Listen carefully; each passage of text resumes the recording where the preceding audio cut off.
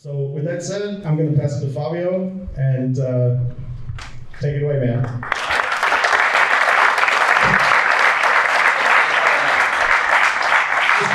Working? Okay, I'm just gonna, it's my turn.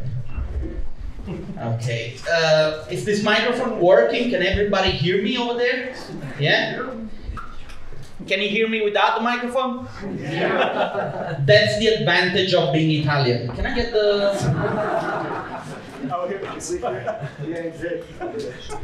So what do I click? Okay, so hi, I'm Fabio. As you can tell from the picture, I'm Italian because people are eating brain spaghetti.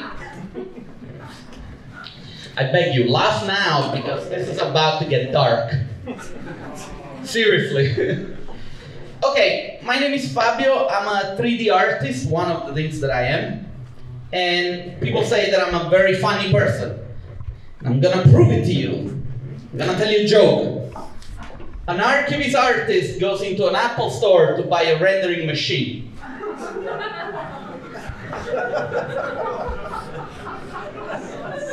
I give you a little bit of time to process that. So one of the things that I am, I'm a business design strategist. What does that mean? I work with a lot of archivist artists and I help them trying to find their way into the industry. I think I'm gonna leave the microphone because otherwise you cannot hear me. The talk tonight is going to be about logics. Why do we need to talk about logics? Artists are the only people that focus on outcome rather than the effort, okay? What does it mean in more poor words? We will give our life in order to do our work. And we don't care what we have to do. We'll just do it, okay? This, in economical business terms, it's suicide. Do you agree?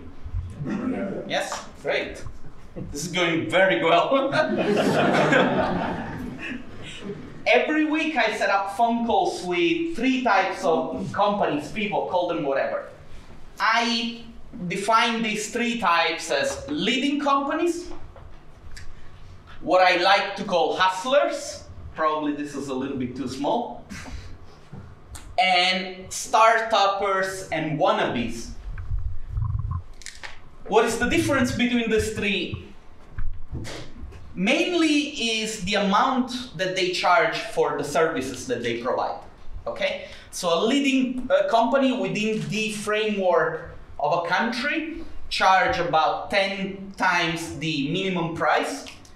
A hustler around 5 to 6 times. And the startuppers and wannabes, they don't have a clue. They're just, 50, 100, 125, sold, great.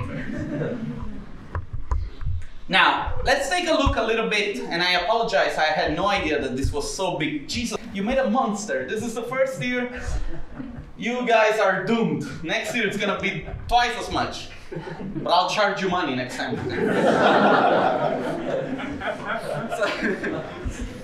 So the leading companies, when they contact me, they say things like, I have an idea that has potential and I would like to discuss it with you. How can I find the best artists? What do you think it is that we are not doing that, could benefit for our firm? Then you have the startuppers and wannabes. They say things like, clients are shit, assholes, depending on the preference. There is no money in archivists. My country has problems. I do not need to earn a lot of money. You, Fabio, are a liar, asshole. Thank you. Well, in all fairness, I'm wearing the t-shirt that says running, and clearly there hasn't been any running lately, so I am probably a liar and an asshole. You know nothing about me. I didn't ask, so. And then there are hustlers, which ask me things like, how can I improve my communication? How can I attract better paying clients? What is that I'm not doing that can help our company? Now, I like to make a comparison between these two, because probably from the phrases that these guys ask me, you can define some differences, right? In the character, in everything. Startuppers and wannabes, those who are, I should probably tell you, I put in this category also those who have been in the industry for very long, but they're stuck into a place where, they charge very little for an image, and I don't want to tell you what very little is, because you're going to tell me, oh, that's a great price. But they charge very little and they don't know how to get out of it, yeah? So, you can sense that there is a lack of responsibility. You can sense that there is a lack of self-awareness. You can sense there is a lack of critical thinking, yeah? Clients are shit assholes. We know that. But we gotta work with this, right? It's our responsibility. There is no money in archivists. Then how do you justify all these huge companies that have multi-million projects? Lack of critical thinking. I do not need to earn a lot. Okay, so how much do you want to earn? If you don't want to earn a lot, what does that even mean? That you want to earn less than people with jobs? That doesn't make any sense. Hustlers on the other side. How can I improve my communication? How can I attract better paying clients? These are all things that we can fix. We can act on all these things. There are ways to fix these kind of aspects. And personally, I can work with this. Now, first of all, if you want to start your own studio, you should ask yourself why you want to start your own studio. This is probably the most important question that you'll ever ask about anything, actually. Why do you want to open an office? You can actually tell me, why would you want to open an office? Why making visualizations? How can you innovate? One of the biggest issues is that a lot of people start doing renderings just because other people do renders. And they don't realize that what they do is producing a commodity. They have no competitive quality to, in comparison to the other people that are doing this kind of stuff. So I created a small step-by-step guide. There are only 4 points, and it's very simple to assimilate. And if you understand the sense of why I give you these 4 points, maybe you will be better off in your career. Do not start offering too low prices. If this is your marketing and business strategy, you should ask yourself, why would you lower your prices? If you're starting a company, you probably think that you are better than the competition. So why would you lower your prices? The competition has already figured out how much a rendering needs to cost for you to keep growing through time, right? Why would you lower your prices? It's madness. I lower my prices because sooner or later I'm gonna start making more money. That's called hope, and hope is not a strategy. Now, a lot of people say to me, yeah, but I've seen other people succeeding. I personally have seen people winning the lotto. It never happened to me. We gotta measure all the odds, okay? Put your ego away. Sometimes you do things just because there is an ego inside of you that is telling you to do this. If you put yourself in the financial position to satisfy your ego, so you have money and you're ready to carry a loss, then by all means, be my guest, do what your ego says to you. But I expect you to be ready to pay the consequences in case this doesn't work out, okay? It's all a question of like self-awareness. Fourth, don't be an asshole. Don't be an asshole. Kindness is the best strategy that you can have in anything, actually, not only in archivists. If you're going to be kind and if you're going to be generous, people will be there for you. I truly believe in this. How to get the job done? Next question. Okay, so we're now starting a company. Now we gotta figure out how to produce mere quality renderings. Is anybody here that wants to make mere quality renders? Lift your hand. Don't be afraid. Come on. Great. One thing that you have to understand is that the image itself doesn't really have all the value that you might think it has. The image is a deliverable. It's just you finishing the work for a client. All the value it's produced since the very first time that you meet your client, all the way to when you deliver your work. This is a very important thing to understand. In the car industry, when you buy a car with your money, and it costs a lot of money, you're actually buying an old product that, since the time you buy it, loses value.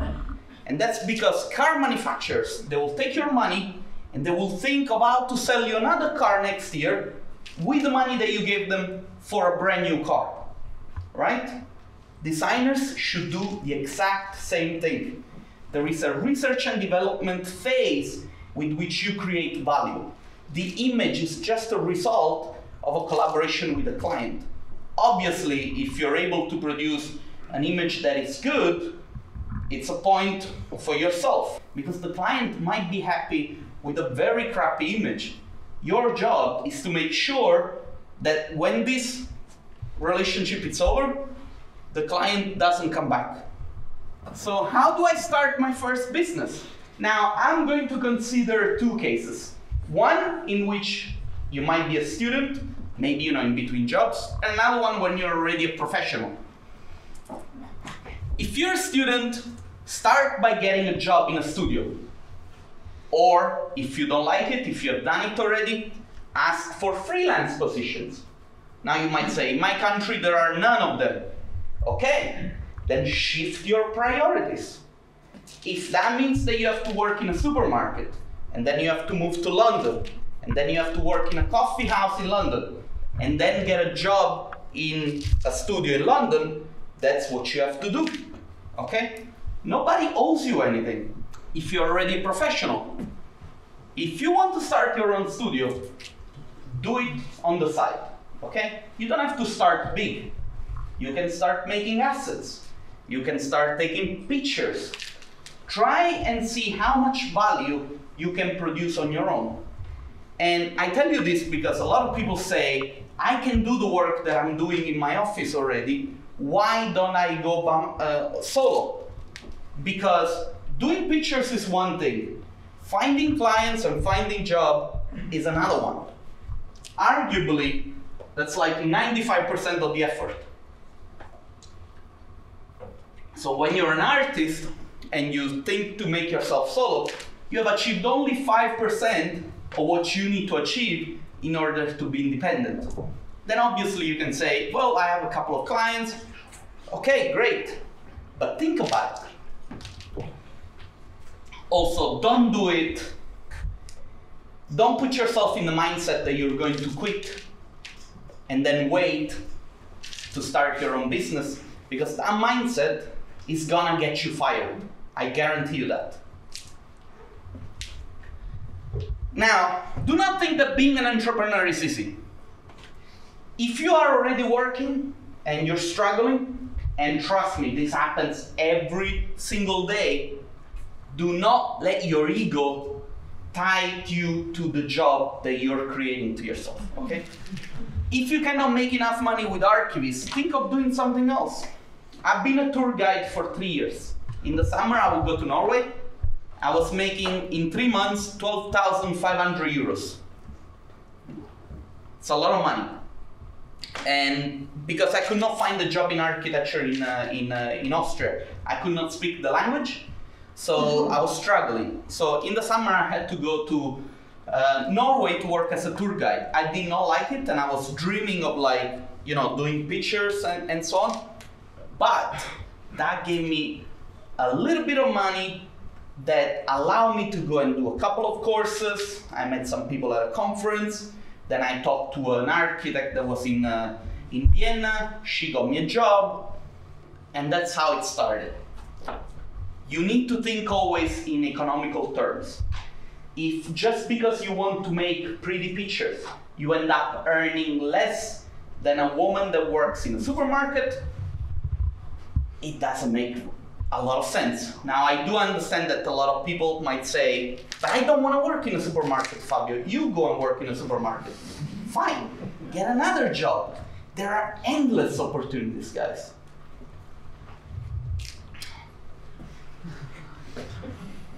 Now,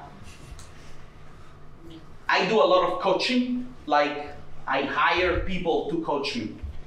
And I spend a lot of money to do that.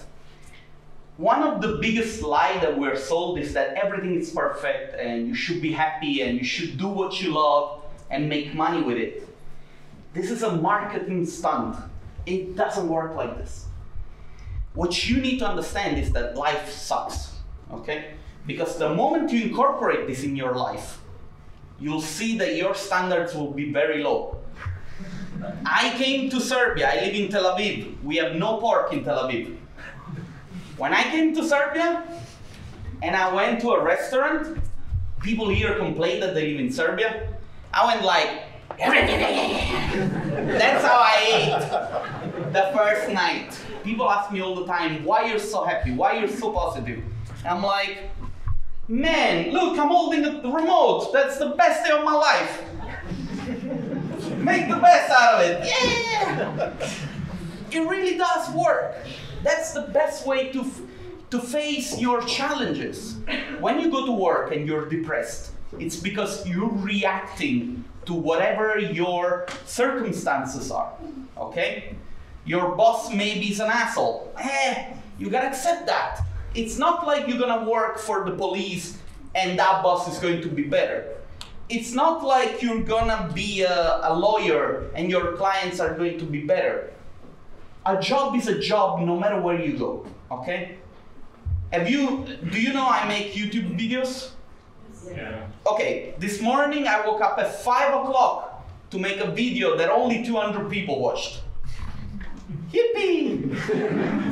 I finished at 12, and then I went for a burger. I didn't even watch it. He didn't even watch it, it's my partner.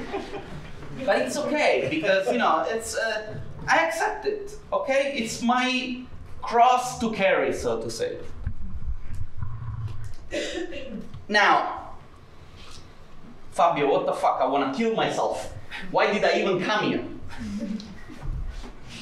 My intent is not to demotivate you.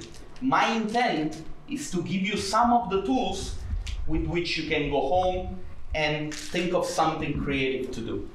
Now, you can say, Fabio, it was really funny, or it was really depressing.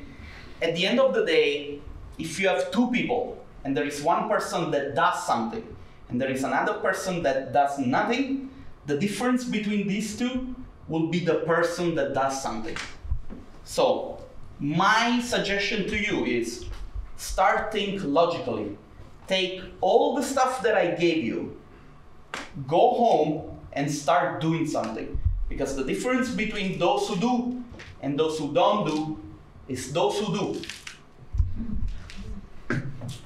Thanks a lot for listening.